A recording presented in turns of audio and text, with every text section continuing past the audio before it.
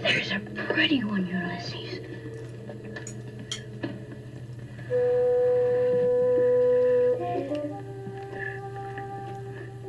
There it is. Hello, BookTube. I'm Shawn the Book Maniac. Welcome back to another Friday Reads. I skipped last week because I didn't have enough to say and other videos that were more important than making us Friday Reads that had little content. So I have a lot of content today. Oh my goodness. I really want to be outside. It's pouring rain and it's going to be pouring rain for the next few days. I was hoping to do a bunch of BookTube prize videos and review videos and whatnot outside. None of it's going to be outside. You're going to be stuck with this less than ideal lighting for the foreseeable future.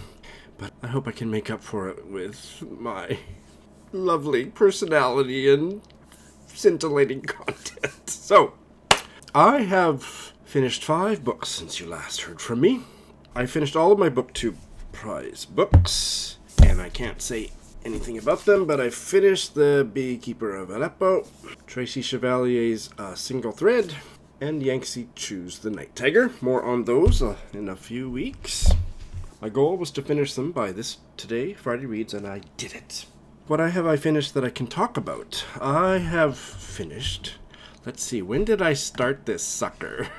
I started this on Queen Victoria's birthday, May 24th, 2019, and I finished it today, people. It is Volume 1 of the audiobook of Samuel Richardson's Clarissa, and I absolutely loved it. Now, I didn't experience the audiobook in an ideal fashion in that for the first year probably I only listened about 20 minutes a month or something, maybe 40 minutes a month, but it wasn't enough to have a sense of momentum, but it was still so fascinating that I don't think that it was a subpar reading/listening experience. In the last 3 months maybe, I have made it my exercise bike audiobook, and I often would be following along with the text while I was listening, and I could finish it fairly quickly, finally finish it. It was 34 hours. It's volume 1 of 3 audiobooks. All of them are approximately 34 hours each. 5 stars. It's just a fantastic novel so far, a third of the way in. It's still early days after a year and a bit. I am not going to pick up Volume 2 immediately. More on that later, but once I finish the audiobook that I have started, and I will get back to Volume 2 with a goal. If it's overly ambitious, I don't know, but planning to continue it on my exercise bike, and I'm on the exercise bike in an ideal world, morning and night. So can get a good chunk of audiobook listening in that way. So I hope to finish Volume 2 by the end of 2020. Do you think I can do it? And then finish Volume 3 next year. Clarissa is a marvelous novel if you like novels where very little happens. It was so jarring when there was actually a development in the plot that it almost gave me nightmares. It's about a controlling family that wants to force their daughter, their dutiful daughter, Clarissa, to marry an old man, and doesn't want her to marry a young, rakish fellow who her brother had some kind of a physical altercation with. The abuse and control, it's almost like a kidnapping, the way that they control her for hundreds and hundreds of pages, and it's an epistolary novel, and Richardson created that atmosphere of her being confined to her room and being browbeaten and abused by every member of her family, including her mother and her aunt, trying to pressure her to marry this old man that she had no interest in. She wasn't sure she was in love with the other guy, but at least he was interesting to her.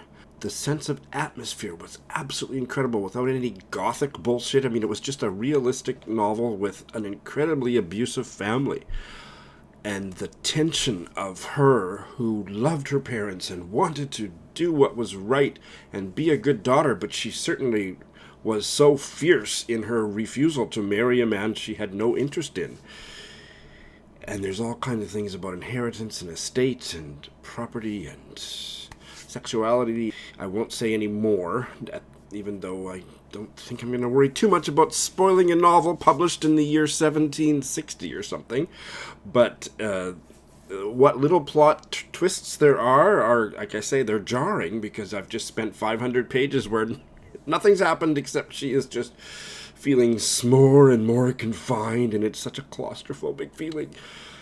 And then suddenly something happens. So I am looking forward to Volume 2.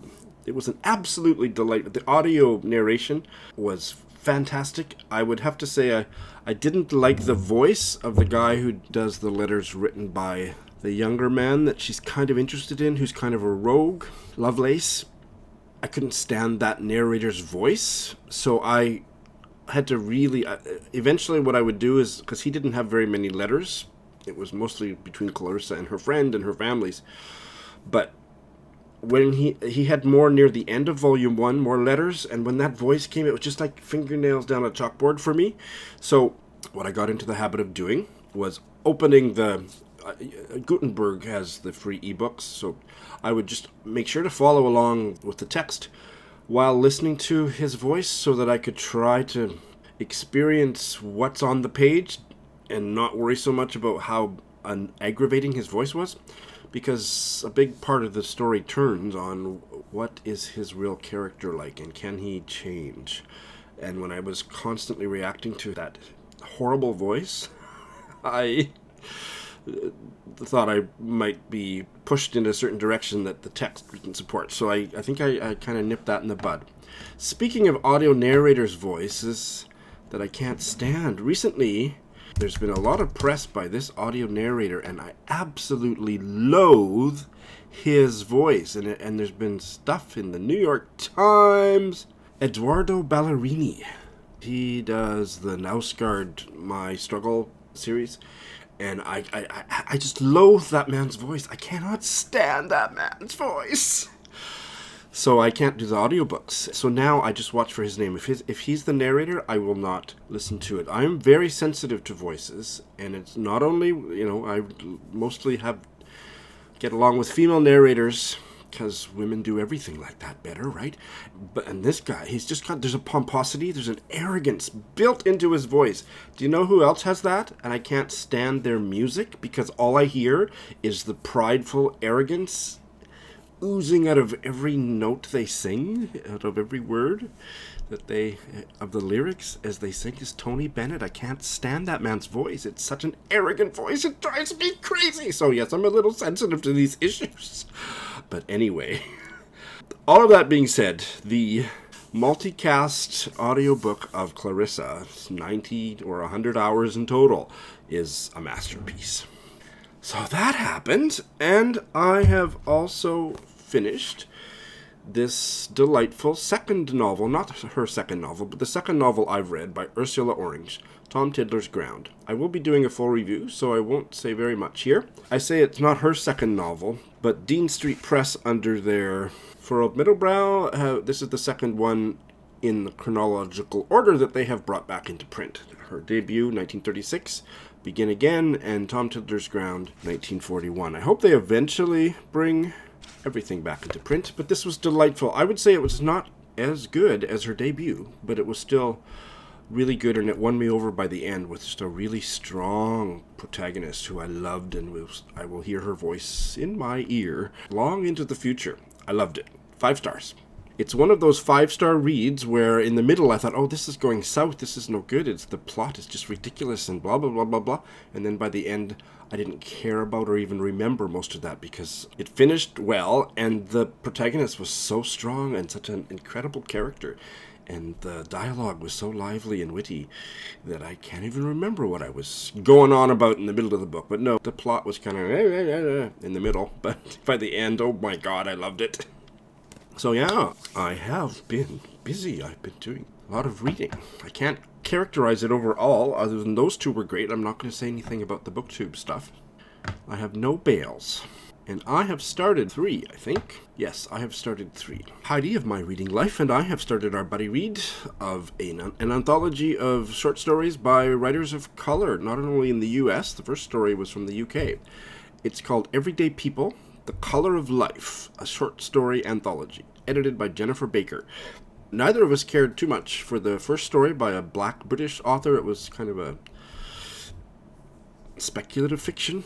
Heidi gave me that word. That word never would have occurred to me. But the deaths, it was kind of just weird, and I didn't like it very much. But the second story was by Ian Lee, a new-to-me story from her the title story from one of her earlier short story collections, which I had not read, and I really liked that story. Heidi, not so much. She's not a big Ian Lee fan, and she's hit and miss. Ian Lee's memoiristic essays, very near and dear to my heart. Her latest novel, I think maybe there's another one out just in the last day or so, or the last week, but the one about her son was just horrifically bad. But I liked one collection of her short stories. A lot of the stories were pretty good, but nothing that great. I quite liked this story. So, it's a mixed bag so far, but I always enjoy doing a slow reading buddy read with Heidi. Speaking of slow reading buddy reads, I have also started this Japanese novel, Osamu Dazai's The Setting Sun. And this is a buddy read with Joe Smith. Originally published, I think, in English in 1956, and it is marvelous. It's my first Dazai. I'm a big fan of his daughter Yuko Tsushima's fiction, and I had never read anything by Papa until now, and it is dreamlike, mysterious without being a mystery. Wonderfully written translation by Donald Keene. It's about basically a mother and her adult daughter, and the mother is kind of strange, where there are moments of childlike levity that are absolutely delightful, but other times where she is seen through the eyes of her daughter as being a very dark character, very mysteriously deathbed bound. I don't know. It's just there's a weird stuff going on between the mother and the daughter, and the daughter is pretty weird too. And now there's a son that they thought was dead that they found in the war, because it's set just after World War II, that they have now found out is not dead, and he's coming back home, and that's going to upset all the family dynamics all the more. It's really good. And I have now that I finished Volume 1 of Clarissa, I have been preparing for this moment. I've been looking forward to this moment, and it was actually extra motivation to finish Clarissa. I have started on audiobook with following along with the text, the latest Joyce Carol Oates novel, Night, Sleep, Death, the Stars. For the longest time, I haven't been able to remember any of that cluster of nouns that is the title. It's very strange, but it is from a Walt Whitman poem, and I think I've almost got it. Let's see, can I do it? Night, Sleep, Death, the Stars. I did it. Okay, first time. Every time I talk about it to my Voxer buddies, I say, yeah, it's got a bunch of nouns, and I can't remember any of them. I think one might be the stars, but I don't remember what the others are. But Night, Sleep, Death, the Stars. I've got it. And I've only done one stint on the exercise bike last night. Loved how it opened. It opened with a police beating of an innocent, non-white man. So she started writing this novel before all hell broke loose with the police rioting. This is a timely novel. I just can't believe she's, 80? 81? I know she's at least 80, maybe 81. And she's still putting out high-quality fiction.